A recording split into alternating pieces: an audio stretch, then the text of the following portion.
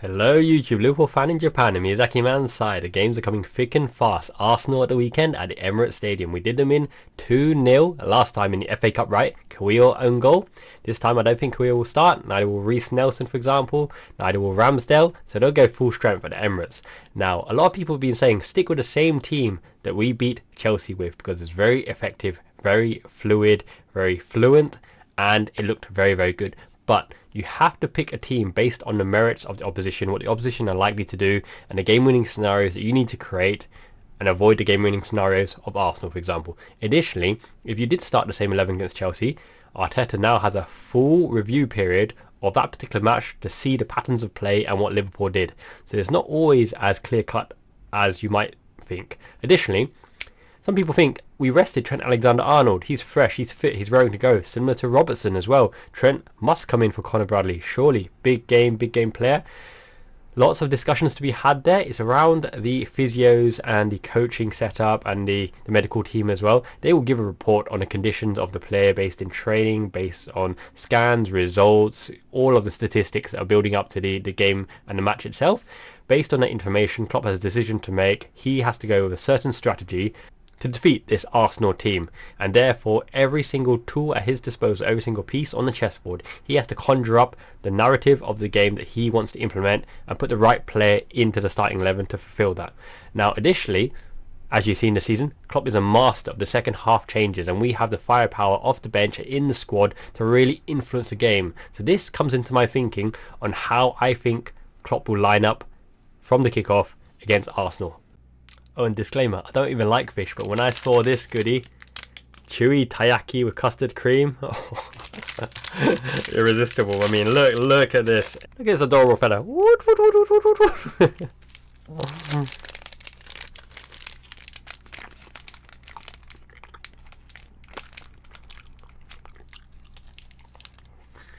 I changed my mind. I love fish. Now that I'm all sugared up after making the first video, here we go, the second one. So the lineup against Arsenal. Now let's whistle stop tour some of the positions as we know what they will be. So Alisson, Becker, obviously in goalkeeping, is nice and secure. Van Dijk comes in straight as the captain, partnered by Ibu Konate, number 1 and 2 centre backs in the league. Left back, first decision to be made. So is this Joe Gomez? Is this Andy Robertson? So an important thing that Klopp mentioned, and this might be an indication of other selections in the team as well, is you need rhythm, you need match tempo, match fitness, match preparation and preparedness. Coming in at left back, Joe Gomez has pocketed Bukayo Saka at every opportunity this season and previous seasons as well. Saying that though, there's a danger here that you may over elaborate and over prepare, because Saka and Arteta know that Gomez is possibly the worst opposition for him. Saka wanting to cut in on the left foot as well. Gomez predominantly being right footed on the left hand side. The Arbeloa against Messi effect that Benitez used so effectively. They've got the research, they've got the data, they've got what transpired in the last few matches as well. Will Saka be wide on the right, or will Saka be tucked in? So a lot of the formations and tactics here come into play, and Arteta is a very, very good tactical manager, and he's very, very good at preparing the players for a specific function as well. Tactically, he is not naive, and he's played under amazing coaches, and he's been under the tutelage of Pep Guardiola as well, and he's doing a pretty good job. You have to admit, he's doing a pretty good job at Arsenal, even if they are not at the pinnacle that the fans want them to be. They lack a bit of firepower, but his tactical innovations have allowed him to creep some games by the odd goal here. So I don't know if Saka will be on the right hand side. Now if you anticipate the possible Arsenal lineup before I continue with this formation sketch: Raya in goal, Ben White right back, Zinchenko left back, Gabriel and Saliba in the middle. Okay, in front of them it's going to be Odegaard, it's going to be Rice, probably Havertz as well. There's your three right there. Rice holding, Odegaard in front, Havertz slightly roaming as well, as will Odegaard. They're very mobile, very manoeuvrable. Havertz is a little bit like Curtis Jones, receives the balls, technical, tiki-taka, isn't as elegant. Really interesting because he's was the next big wonder kid from the Bundesliga and very well rated. And then up front, you're probably looking at Gabriel, Jesus, Martinelli and Bukayo Saka, right? This is the strongest 11. Possible change is Thomas Partey fit. I don't actually know. We'll come in, give him defensive solidarity, allow Rice to go box to box. Rice was pretty good for them in the pivot, outshone by Endo. Endo absolutely fisted that match and fisted the opposition, ate his rice. Yes, I digress. We have no Endo of this match. Cambode, Samurai Blue. Emil Smith-Rowe, potential option there if they want to have a slightly different dynamic than Kai Havertz as well. Will he play Nketiah? Probably not for this particular match. Gabriel Jesus historically has pulled us into uncomfortable positions and hit or miss on the finishing, but sometimes he does finish, unfortunately for us. So with that in mind, if Bukayo Saka plays, obviously it's Gomez going to be left back, but Bukayo Saka probably is going to roam. I imagine that he's going to roam more centrally and even pop up on the left sometimes. Now this has been accounted for by Klopp by moving Gomez into the defensive midfield position. So if I start with Gomez here, because I will start with Gomez and I'll give you that now. Gomez, as you saw, has been pretty adept at filling that formation with Conor Bradley on the right here. Van Dijk obviously covering a bit more on the left. So that is an option to track Bukayo Saka as well. Now the alternative option is Gomez at right back as well. They could interchange, could switch. Will they do the full crossover, or will they do a handover to allow the right back to cover Saka, and therefore Gomez is against Martinelli? Gomez against Martinelli, it's a similar sort of story with Bradley against Martinelli, because Bradley came on and absolutely snuffed Martinelli, that substitution, out of the game. Absolute genius, and that was the announcement of Conor Bradley as the legitimate Liverpool first 11 player, because what he did against Martinelli, calmness, composure, defensive, cuteness, and ability to take the man on. Fantastic. So that's the choice now. Right back. Does Conor Bradley come in to take Martinelli? So in consideration of what I said around Arteta knowing that we have Bradley against Martinelli, Gomez against Bukayo Saka, and all that good stuff, will Arteta come up with a different formation apart from splitting the number 10s and not playing an out-and-out striker? I don't think he'll play two number 10s, but I do think there are some nasty surprises tactically of what he wants to set up. With this in mind, do you go with the defensive-minded Conor Bradley, who lacks experience on the bigger stages, but is banging form and with match fitness, match preparedness, and as Klopp said, with rhythm, right? Man of the match performance? Possibly. Or do you go Trent Alexander-Arnold, who gives you the tactical variation and tactical plays to allow him to invert into different positions, which gives Arteta the headaches as to how to stop Trent from dictating the game, taking over the game and controlling the tempo, for example. It's a very, very big call. Now, some people might say play both. Put Trent into midfield and put Conor Bradley at right back. Now, this is an option as well, but we've never seen that. We have never seen that. And also, Trent in possibly is the most crucial crunch game of keeping up our momentum and keeping up our winning run, going into the City game and the other games. Beating Arsenal is a big, big stamp, a big marker on our title credentials this season. I think... Take away the romance for a second. You start Trent in this game. There's a few reasons behind this and why I would start Trent in this particular game, despite Conor Bradley's amazing form and absolutely being an amazing right back worthy of our starting 11 on current form at this moment. If you start Trent Alexander-Arnold, it means that they now have to position themselves in a way to account for the next phase of play when Trent transitions the ball. Now you're talking about in the right half space here, Trent transitioning the ball over to Nunez, out and around to a Salah. Salah did Zinchenko in, but we don't have Salah for this particular game, so it's a different option. Breaking the lines with a ball into the half spaces, half offensive pockets and spaces as well.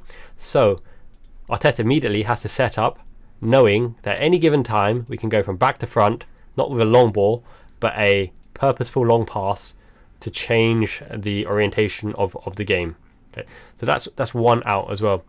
But what does Klopp want to do against Arsenal at the Emirates Stadium to hush the crowd, to get them tetchy, to make Arsenal frustrated being the home team needing to attack, needing a goal?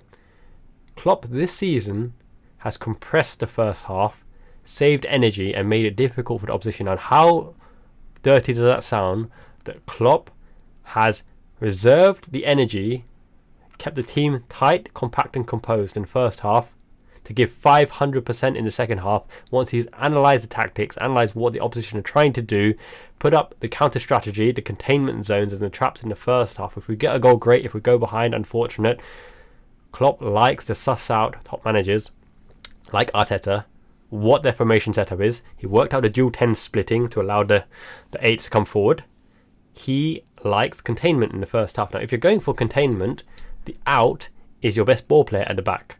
With Trent in here, it means if we can turn over the ball when they're trying to do their thing in and around our half, it means that straight away we can launch the counter. And Liverpool have always been a great counter-attacking team, the Red Arrows, right? And with that in mind, let's pin Núñez here, okay? Pin Núñez here, because Núñez against Ben White is a complete mismatch. Even Curtis Jones did Ben White with that turn and got obliterated in a rough game. Nothing, let's forget about that. Having Núñez here straight away pens the back line back. So White, Saliba, Gabriel, Zinchenko can't push too forward for the threat in and behind, the diagonal run, the run in and behind, and the long ball through the lines as well. Okay, which means that we can compress Arsenal deeper into their position, and they can't play a high line and an offside line to that extent. Trent facilitates Núñez's maximum efficiency on the left-hand side.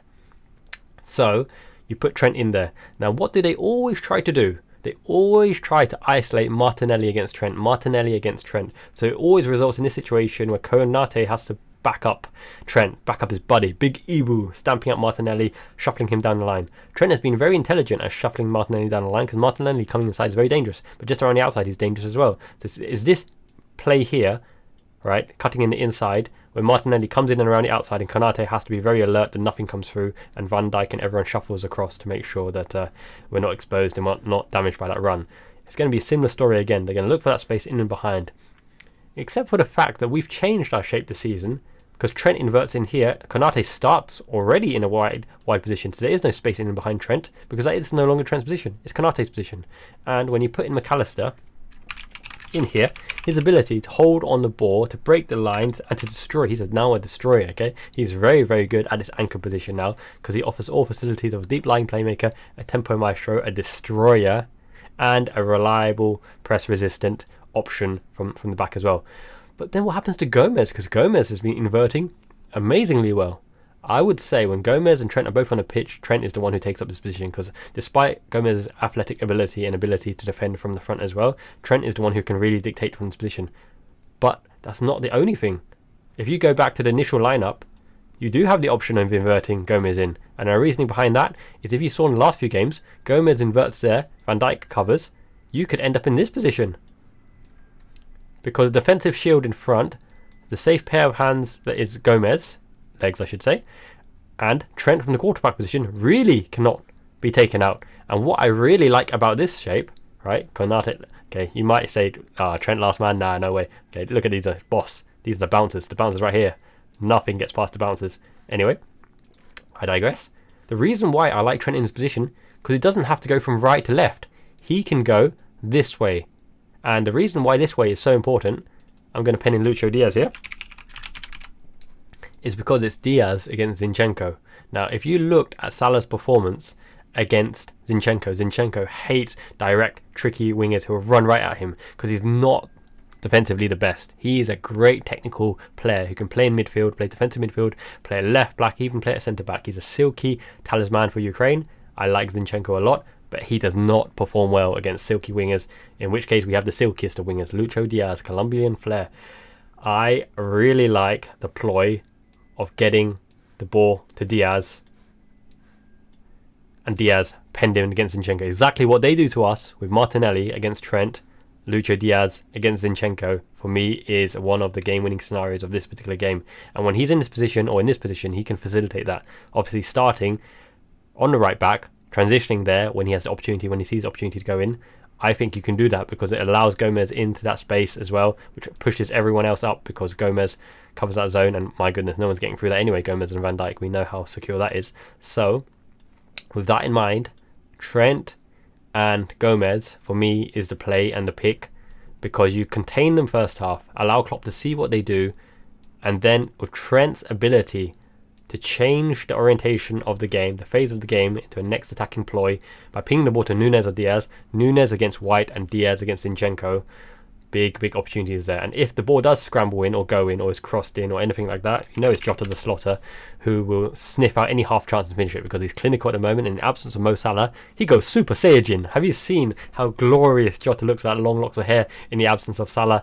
Jota the Slaughter, the FIFA pro, he knows about the lines that he has to get to, which player has the right statistics, which player can put on a sixpence where the red arrow is up on form, team of the week, golden card, etc. Jota knows all about this, and every single player here is a golden card because we're performing absolutely amazingly well. I'm a Provo player, not a FIFA player, so I might have got that wrong, but someone correct me in the comments below.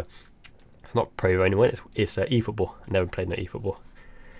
Okay, so bit back to front here because we're missing 2 players. So Jones has to go straight in because on form, he's basically the one that holds our whole midfield together.